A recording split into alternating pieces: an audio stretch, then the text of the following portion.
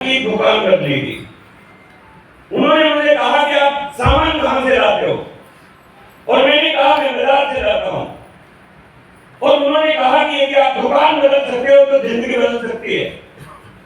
दोस्तों, आज 20 साल के बाद परमात्मा को साक्षी मान के एक बात कह रहा हूं, मैंने तो दोस्त को उलाइज करने के लिए दुकान बदली थी, लेकिन इस हादसे की दुकान ने हमारे खानदान को बदल दिया।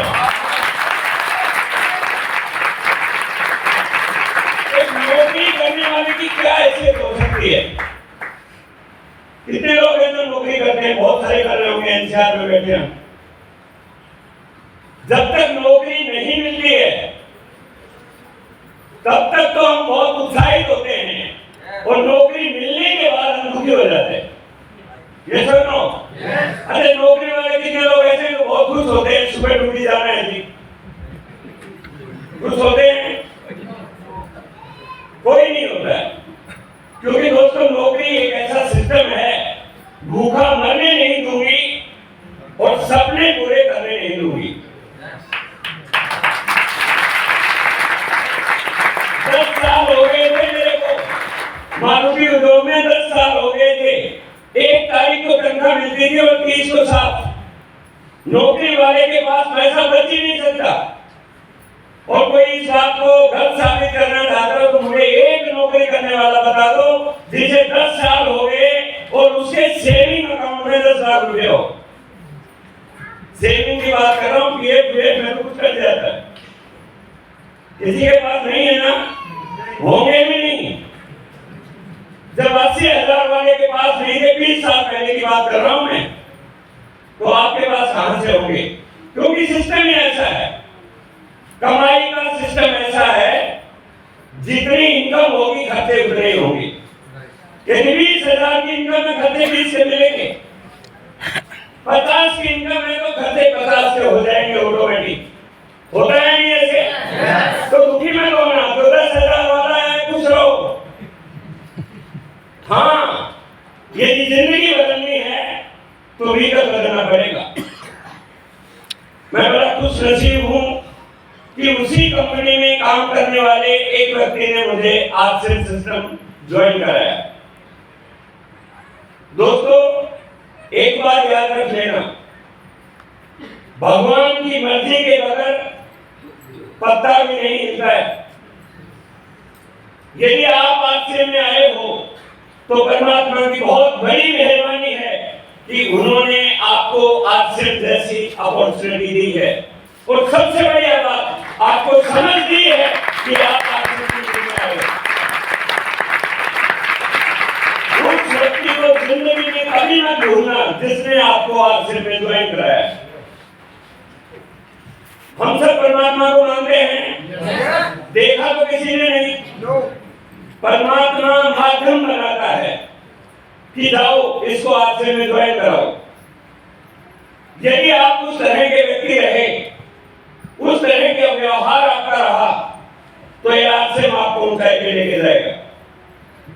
20 साल पहले मेरे दोस्त ने मुझे ज्वाइन कराया, उनकी बात पे मैंने यकीन किया। जब हमें 5-6 दिन हो गए तो मैंने उनसे कहने लगा कि भाई, आपके कहने से मैंने ज्वाइन तो कर लिया आश्रम, लेकिन ये जिंदगी कब बदलेगी? ये सवाल था, क्योंकि उन्होंने मुझे यही बोल के ज्वाइन कराया था कि आश्रम में कोई जुड़ जाता है उसकी जिंदगी बदल जाती है। और मैं तो भूत की तरह पीछे लग गया, हर रोज मिलना, क्योंकि वो भी उसी कंपनी में, मैं भी उसी कंपनी में। ज्यादातर ऐसा होता है, जब तक हम किसी को ज्वाइन नहीं कराते हम उसके पीछे रहते हैं, ज्वाइन होने के बाद हम उसको भूल जाते हैं। ऐसा होता है नहीं? कभी आपको कोई ऐसा व्यक्ति मिला है कि आपने जिसको ज्वाइन कराया हो और वो आपके पीछे पड़ गया कि मैं कामयाब होना चाहता हूं? आज तक मिला है? मैं पीछे पड़ गया। जिसने मुझे ज्वाइन कराया मैं उसके पीछे पड़ गया। आप मुझे बताओ जिंदगी कैसे बदलेगी? और दोस्तों, उन्होंने एक बहुत बढ़िया काम किया, एक बहुत बड़ी मीटिंग, उसमें उन्होंने मुझे ले जाके बैठा दिया। एक मैसेज मेरा समझ लेना, किसी को ज्वाइन करने से आश्रम समझ में नहीं आएगा, समझाने के लिए मीटिंग में लाना होगा। जब तक मीटिंग में नहीं लाओगे कुछ समझ में आने वाला नहीं है। बड़े बड़े राइटर किताबों में लिख रहे हैं, किसी को ड्राइंग रूम में प्लान दिखा के डिस्ट्रीब्यूटर तो बना सकते हो, लीडर बनाना है तो सेमिनार में लाना होगा।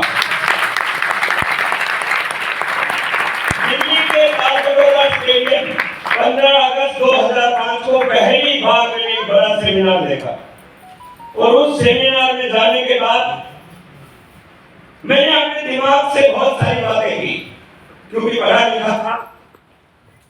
ऐसी तो कोई बात नहीं थी कि मैं जानता नहीं था, दुनियादारी की सारी बातें जानता था। इसलिए मैंने अपने दिमाग से पूछा। जिस सेमिनार में आप यहाँ पे आए हो, बहुत सारे लोगों को आपने देखा होगा स्टेज पे, यस और नो? यस। कोई लॉयल्टी अचीव बना रहा है, कोई टेक्निकल अचीव बना रहा है, कोई बोल रहा है 2000 कमा रहा हूँ, कोई बोल रहा है 5000, कोई 10,000, कोई 10 लाख। ऐसा सुना है ना आपने? यस। तो मैंने भी सुना कि इतने सारे लोग, गांव के, शहर के, स्त्री पुरुष, हर तरह का व्यक्ति एक ही बात कह रहा था कि जो भी आरसीएम में जुड़ जाता है उसको बहुत पैसा आता है। मैंने अपने दिमाग से पूछा कि क्या मैं इस काम को कर सकता हूं, और मेरे दिमाग ने एक ही बात कही कि इसमें कोई नुकसान नहीं है, और मैंने इस काम के बारे में जानना शुरू किया। और कैसे जानना शुरू किया? पहली मीटिंग में इतना मेरे अंदर नशा चढ़ा कि मैंने पता किया कि ऐसी मीटिंग अगली कब होगी। दोस्तों, हमारे टाइम में मीटिंगें ऐसे नहीं होती कि आज फरीदाबाद में, कल होटल में, परसों दिल्ली में, गुड़गांव में, ऐसे नहीं होती थी। महीने में एक मीटिंग होती थी, और मुझे पता चला कि अगली मीटिंग भिलवाड़ा में होगी। दोस्तों, उस समय मैं नौकरी में था, जॉब में था। मैंने अपनी टिकट बनवाई और मैं भिलवाड़ा मीटिंग देखने के लिए गया। मैं और मेरे क्लाइंट जिन्होंने मुझे ज्वाइन कराया, हम दोनों लोग गए। वहां पे मैंने हजारों लोगों को देखा। वहां पे और विश्वास पैदा हुआ। इतना मेरे अंदर जोश चढ़ा कि 3 महीने में मैंने 6 से ज्यादा आरसीएम के सेमिनार देखे।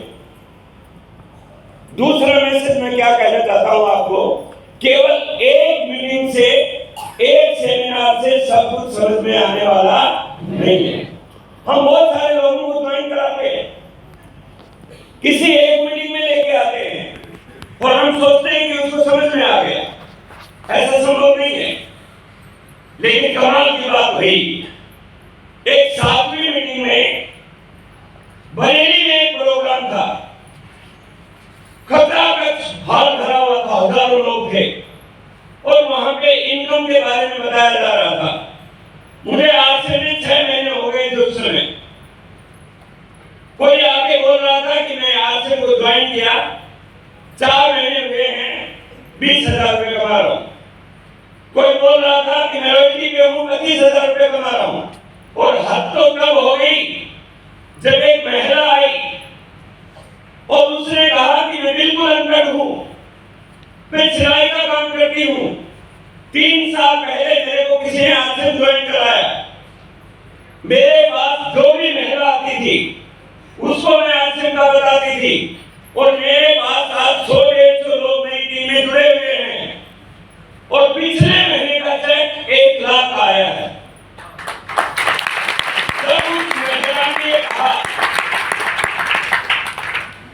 जब उस महिला ने कहा, मेरे अंदर का इंसान जगा।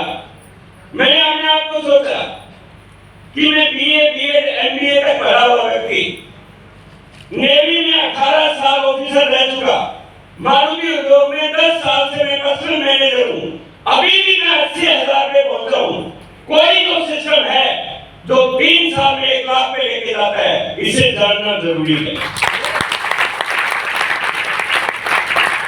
उस दिन मैंने डिसीजन लिया कि मैं इसके बारे में पूरी जानकारी लूंगा। घर आने के बाद मैंने पूरी जानकारी लेनी शुरू की, और मुझे पता चला डायरेक्ट सेलिंग हिंदुस्तान के लिए एक नया कंसेप्ट है।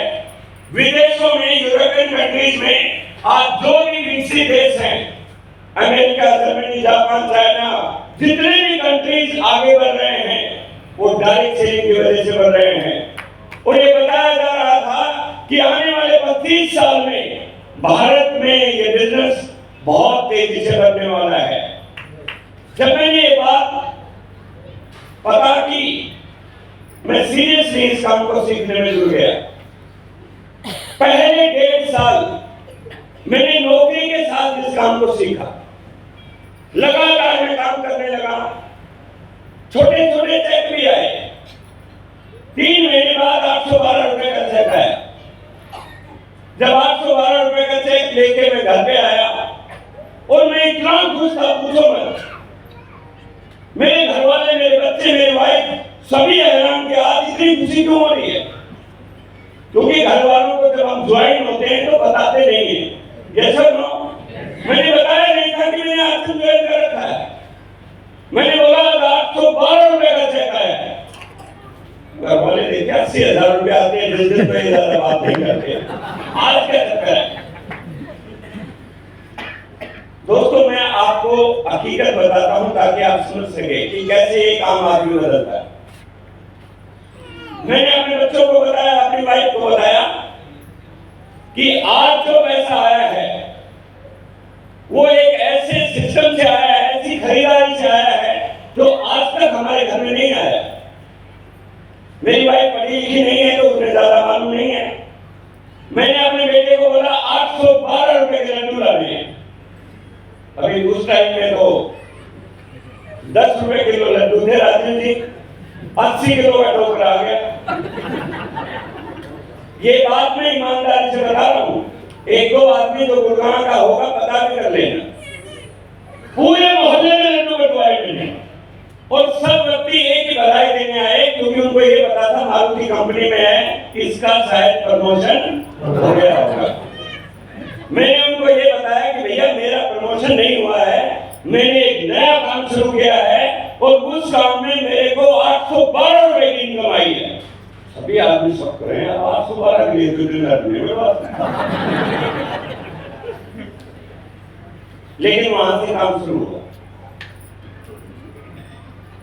शुरुआत हर चीज की छोटी होती है। आप इस बात से मानते हैं नहीं? प्रकृति का नियम है, बीज अंकुरित होगा तो 2 ही पत्ते निकलेंगे। हर चीज छोटी होती है। बच्चा जब होता है तो 2-2.5 किलो का होता है, ये 70-80 किलो के तो बाद में बनते हैं। जब 812 की इनकम आई तो मुझे पूरा यकीन था कि एक दिन ऐसा होगा कि ये बढ़ेगी और काम करना शुरू किया। मैं पार्ट टाइम काम करता था, 4 घंटे रोज, 2 घंटे सुबह ड्यूटी जाने से पहले आरसी के बारे में जानकारी लेता था, किताबें पढ़ता था, सीडी सुनता था, फ्रेंड से बात करता था और 2 घंटे शाम को आने के बाद हर रोज 2 परिवारों को प्लान दिखाता था। और उससे क्या हुआ, मेरा नेटवर्क बनने लगा। जो चेक 812 का था वो 5,000 में कन्वर्ट हो गया। धीरे धीरे बनने लगा 10,000, 15,000, 20,000 और जैसे ही मैं रॉयल्टी पे आया, एक ऐसी इनकम जहां 25,000 रुपए महीने आते हैं, जिस इनकम के बारे में अभी बताया रंजीत जी ने। काम करो एक बार, पैसा आए बार-बार लगाता है। जब मेरी रॉयल्टी आई तब मैं भीलवाड़ा राजस्थान गया टीसी छावड़ा जी से मिलने के लिए। एक बार जोरदार तालियां भीलवाड़ा कितने लोग हैं? आश्रम देखा है? मैं गया जब आश्रम नहीं था, 2006 में आश्रम नहीं था। पुल रोड के ऊपर एक छोटा सा फैशन शूटिंग प्राइवेट लिमिटेड का ऑफिस था। वहां पे मैं और मेरी अपलाइन में कश्मीर नेहरा जी थे, वो मुझे लेके गए थे। हम दोनों गए और मैंने डीसी जी से बात की। डीसी जी ने मेरा परिचय पूछा। मैंने बताया कि सर मैं ऐसे मारुति में हूँ, मेरी इतनी तनख्वाह है, मैं आरसी में 1.5 साल से लगा हूँ और मैं रॉयल्टी